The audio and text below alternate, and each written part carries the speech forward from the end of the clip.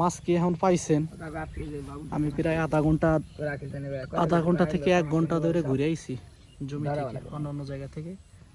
এখনো তো মাছ পান নাই, ব্যাপার কি? আপনার এই আধারটা ভালো না, বুঝছেন? আপনার কি আধার লাগবে জানেন? ওই যে নাইলসে আছে না, ওই নাইলসের বাসার ভিতরে যে ছোট ছোট বাচ্চা থাকে না, ওইগুলো লাগবে। আর নাইলে এই যে এই আধারটা লাগবে আরো শক্ত শক্ত। আপনার একবারে নরম, মানে শক্ত লাগবে আপনার। ওই যে একবারে নরম, এই যে একবারে নরম, এই নরমটা দেওয়া হবে না, লাগবে শক্ত।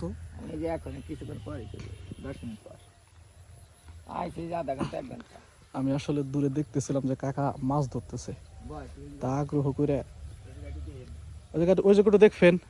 আচ্ছা ঠিক আছে, যেহেতু বসতে কইলেন বসলাম, ওই জায়গাটা দেখেন দি। ব্যাপার কি, আপনি এই জায়গা বসি পাতলি, এই জায়গা মাছে ডাব দেয়, এই জায়গা বসি পাতলি, ওই জায়গা মাছে ডাব দেয়।